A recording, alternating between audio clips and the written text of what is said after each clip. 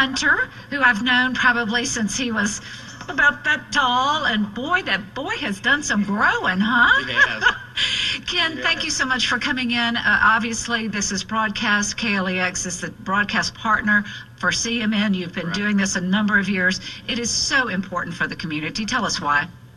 Well, because when Hunter was born, he was diagnosed with spinal meningitis when he was 30 hours old.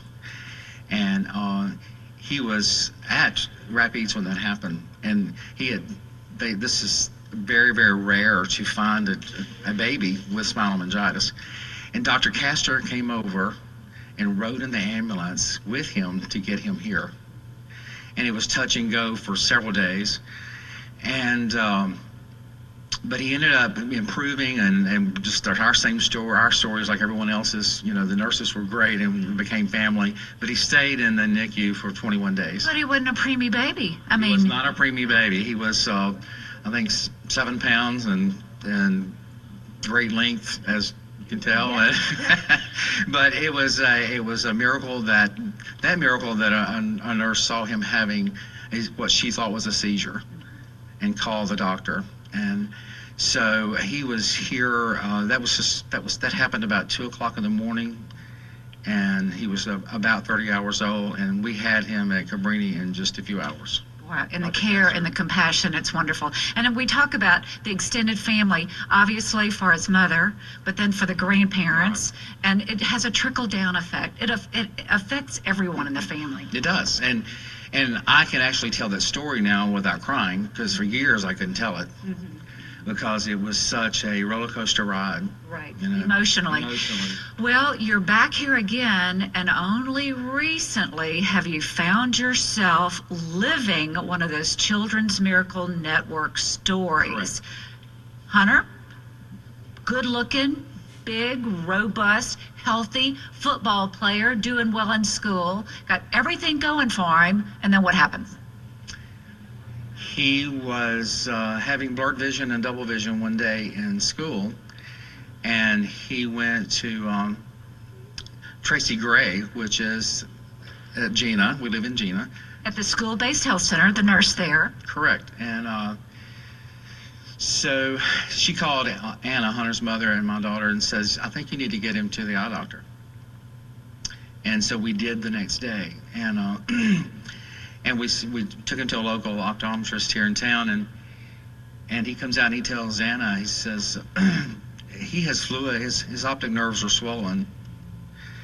And there are 3 things that cause this. High blood pressure, which we checked his blood pressure and it wasn't high. He has a brain tumor, or he has fluid on his brain. So that was not something a grandparent wants to hear, or mom. Anna was just like, Jesus, we came for an eye exam. Right. And he immediately got us into an ophthalmologist here in town, and he immediately got us into a neurologist. But it all started out with Tracy Gray paying attention to Hunter, and Hunter saying, I have blurred vision and I'm seeing some double vision, and her acting on that. Right. Because I've always been one of these kids, one of these parents and grandparents that I take you to the doctor when you're bleeding. That's right. You know? Yeah, go to bed, you'll feel better in the morning kind of thing. Right. Take an aspirin. Yeah. So then when you have a nurse that really responds to this teenager, Correct. You went in, Hunter, describe what did you tell her? What did you tell the nurse? I was in class and I really didn't think about it, you know. And then I started to see two letters and words, and then I thought it was going to be better. I didn't really worry about it. And then it started to get worse, and so I went to the health center and couldn't really see so they told me to close my eye, and I couldn't really see out of that one eye, and now it's here. So it's incredible. So he undergoes treatments once a week down in Baton Rouge? We're at how the trail follows or goes, and our ophthalmologist sent us to a doctor in Ochsner's, and he sent us back to LSU Medical Center, and the doctor at LSU Medical Center, at this point everyone had concurred that he has a very rare eye disease. And his eyes are making blood vessels, and the optic nerves are still swollen, and he's had 2 of the blood vessels burst. And fortunately, there's not one burst yet in his center line vision, or his eyes could be damaged, or he could be blind. But the treatment for this is they're giving him shots in his eyes, and we're set to go every 3 weeks to LSU to get the shots in his eyes, and this is a disease that they see in people 70 years old. It's very, very rare. They've not the Dr. Rochelle with Ochsner's and Dr. Rao and Baton Rouge has never seen this. And Dr. Rao had 2 other doctors come in and look. She said, "You have to see his eyes." And Hunter's what, 16? He just turned 17. Oh, okay. Just turned 17. So I mean, we have a special attachment and appreciation to Children's Miracle Network. They've helped us, and if he had not gone if we had not had the nurse there, and if he had not gone, who knows where this would have ended up. He may could have been blind one day, and we didn't even know what was going on. Because he plays football, and He plays probably in football. spring training and all that kind of stuff that goes along with that. That it is, and he's kind of on a weight on football right now, which is hard for him to adjust. But we're hoping by fall he'll be back.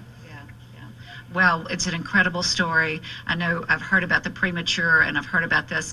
It's so difficult to find yourself living.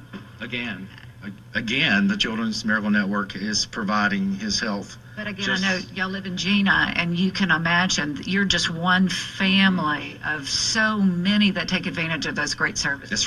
That's right. And so many people, and I've heard all the stories just like you have throughout the years, and so many people can't afford medical care, and they can't afford to go into the doctor every time you turn around. And so this is even more important for them than it is for us. And so people should give. This is not a joke. This is a very serious business that takes care of people. Well, thank you so much for coming in and sharing the story, Hunter. He'll do with Hunter. Best wishes. We do want to see you back on the football field because I'm sure you're terrific. Obviously on defense, huh? He's running over people. Offense? Cool. Okay. Well, I think we're headed back over. Thank you, Ken, for sharing that story. I know it's challenging to live through, and especially when it's one of your very, very own. So we wish you best wishes. Okay, let's head over to the center stage.